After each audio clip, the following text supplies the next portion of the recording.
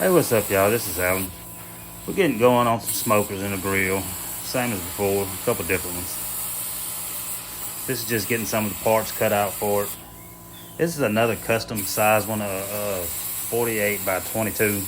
It's a size I don't normally do. It's just what he asked for.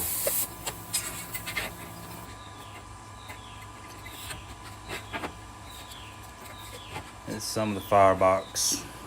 That other part was for the chamber.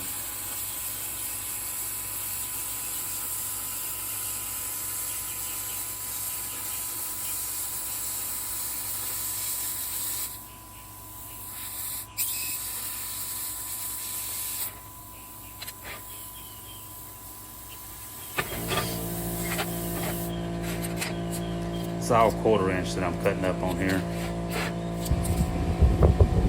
Bullfrog come hopping by me when I was on the bench grinder.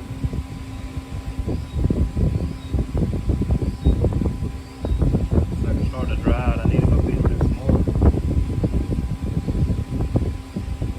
Alright, let me go let him go. We'll get back on it.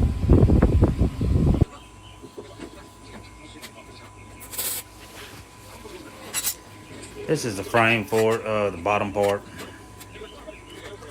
Getting it lined out. I like to get it done and get the bottom of it painted before I start putting the smoker on it.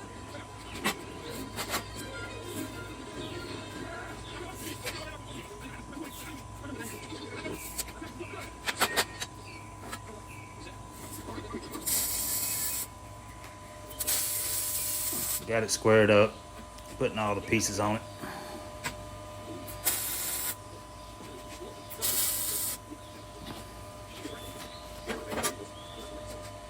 Really is better to paint the bottom of this first because it's hard to get to it. You can't get to it with it on the ground.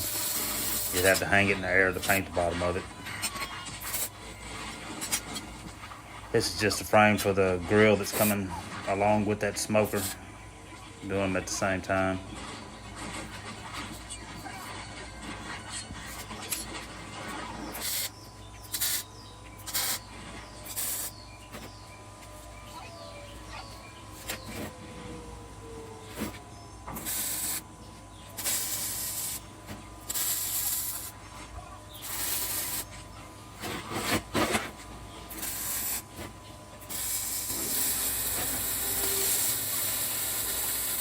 We got the chamber put together, trying to get it welded out. I'm trying to leave it standing up, that way I don't have to keep rolling it to get to every weld. It's 48 inches long. It's hard to roll those constantly. I mean, you can, but if you can run it downhill like this, all you gotta do is keep walking around it. And here I had to go ahead and get me some ribs put on.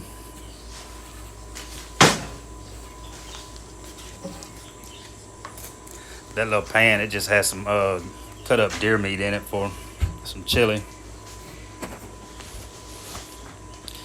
And these ribs, I'm doing them with charcoal, but I'm using just one little piece of cherry wood. You got to be careful with that cherry wood because it'll overpower something if you try to do a whole smoke with it. And then after I get it wrapped, I'll probably start putting oak in there because the smoke won't be getting to it then.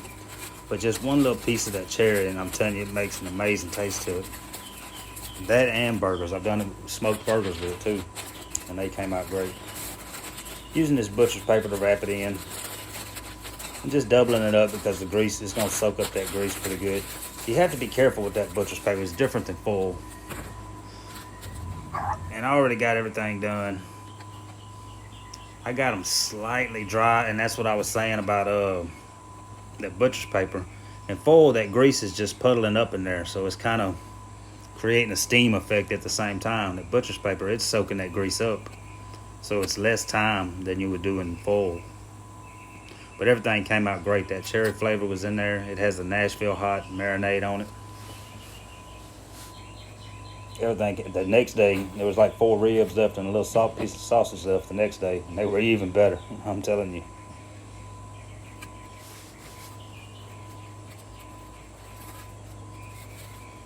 And I just cooked this in there to get it tender for some chili. It's just cut up deer meat.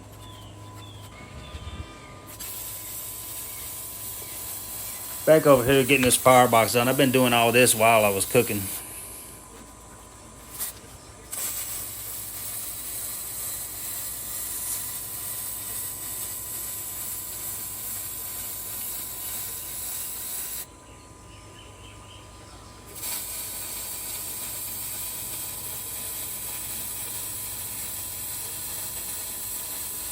I got that Rise and Grind t-shirt on. You can get those over at Empire Bracelets. I really like that shirt. I need to get another one because I'm about to wear that one out.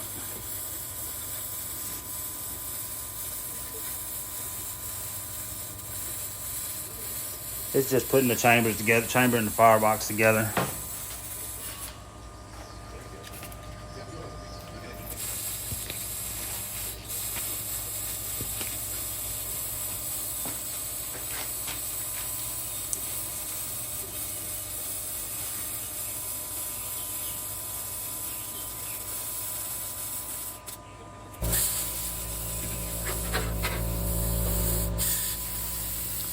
Then getting the door cut in.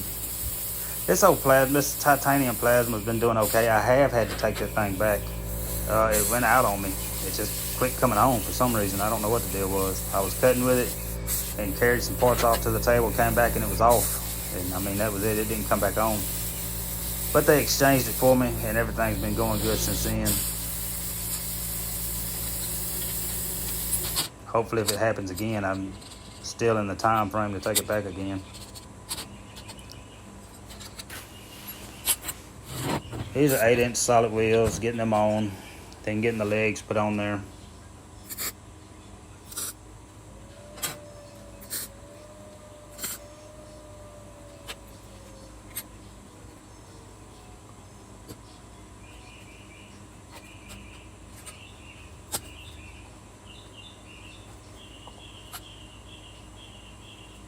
Using that magnet to hold the square, it just makes it easier, gives you a third hand there to hold stuff.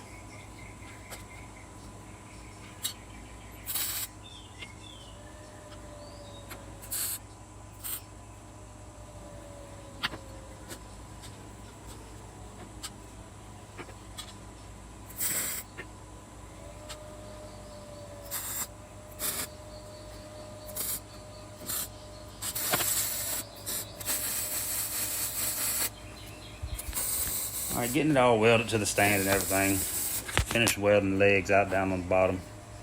I usually just tack those on until I have it on in case something has to move. It really never does, but it's a lot easier to cut a couple tacks than it is to cut the welds out of it.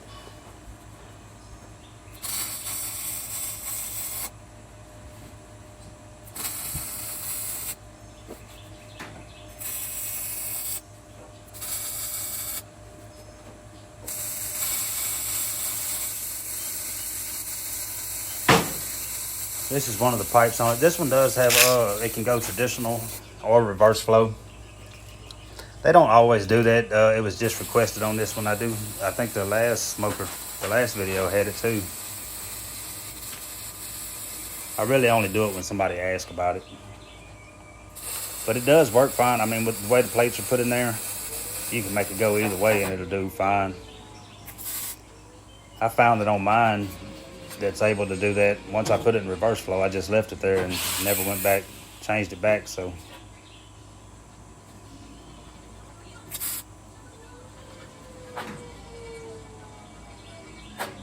this is just getting the tables put on there, finishing everything up, getting it ready to paint. And I went ahead and got it painted, and that's it sitting there with the paint drying on it. And while that's drying, we're all gonna work on this other little grill.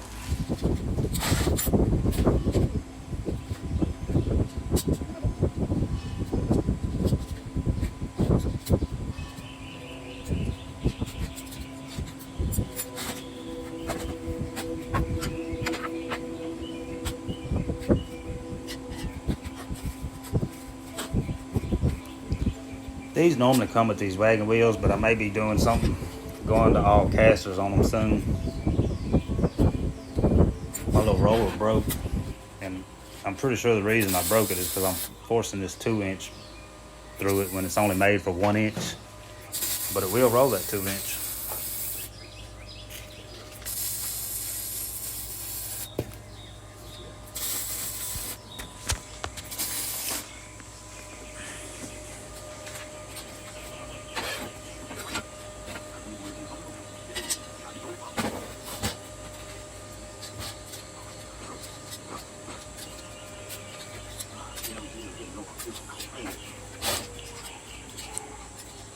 And now I have that stand ready, so I'll go ahead and paint it, the bottom of it, so while I'm doing the chamber and stuff on the other ones.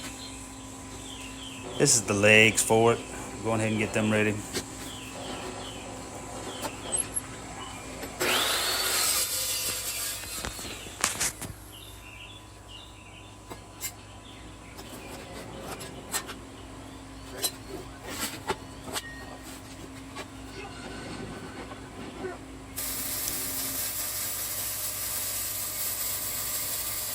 Welding the chamber out.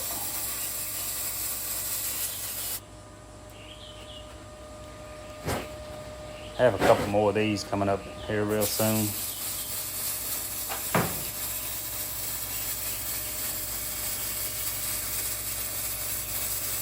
And these grills are built with 3/16 steel. They can be done with 1/4 inch. It costs a little more. But I think 1/4 inch is probably a little much on it just for a grill.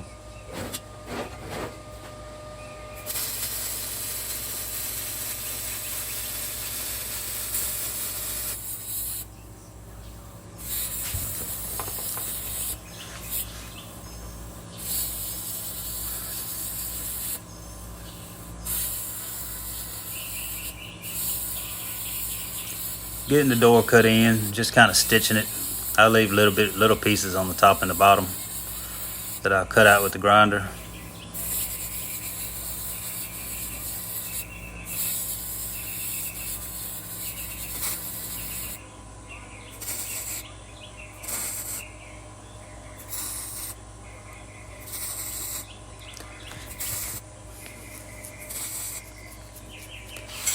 Here I'm just getting the lip put on, kind of opening up that gap a little bit so I can get the weld in there.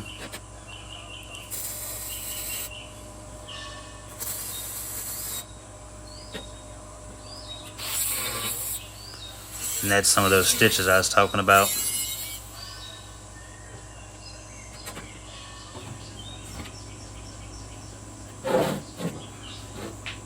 That thing looks light in the video, but it's actually heavier than it looks.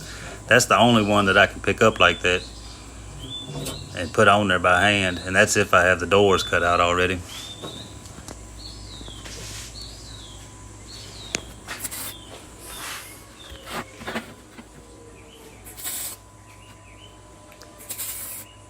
Back getting the smoke pipe done. I kind of skipped around on both of these a lot to get them both done in the video.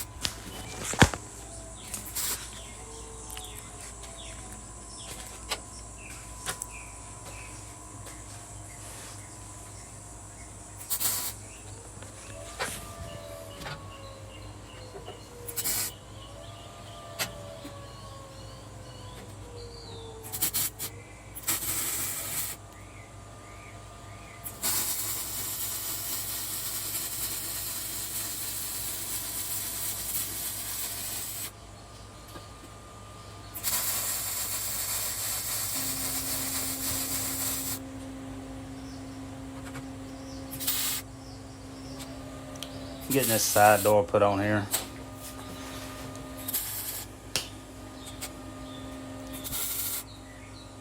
On these smaller ones, I can use these long clamps. I need to get, these are 36-inch clamps. I need to get some 48-inch ones, maybe even longer. I'm not sure how long that you can get them. Probably 6 foot, I bet.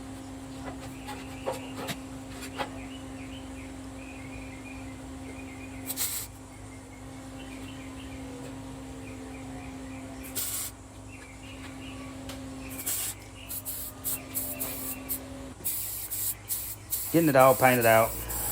I'll paint it, let it dry, and then paint it again. In the summertime, it dries pretty quick. In the wintertime, it takes a little longer for it to dry.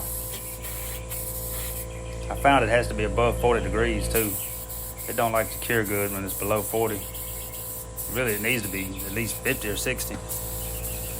But above 40 seems to do good. And here they are. I got them all knocked out. These two are just waiting to be picked up. This was a 48 by 22 traditional flow or reverse flow smoker. This is the 30 by 20 grill.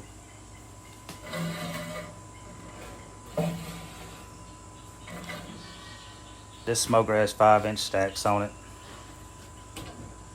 Firebox is 22 by 20, the ash pan and coal basket. This one had a log lighter added to it.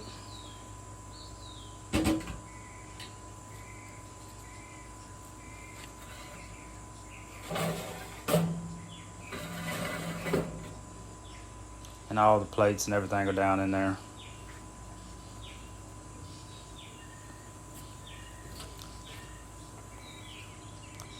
A 30 by 20 grill with the side clean out door. That door makes it real easy for loading coals, putting more coals and stuff in there. The ash pan will come right out, easy clean out.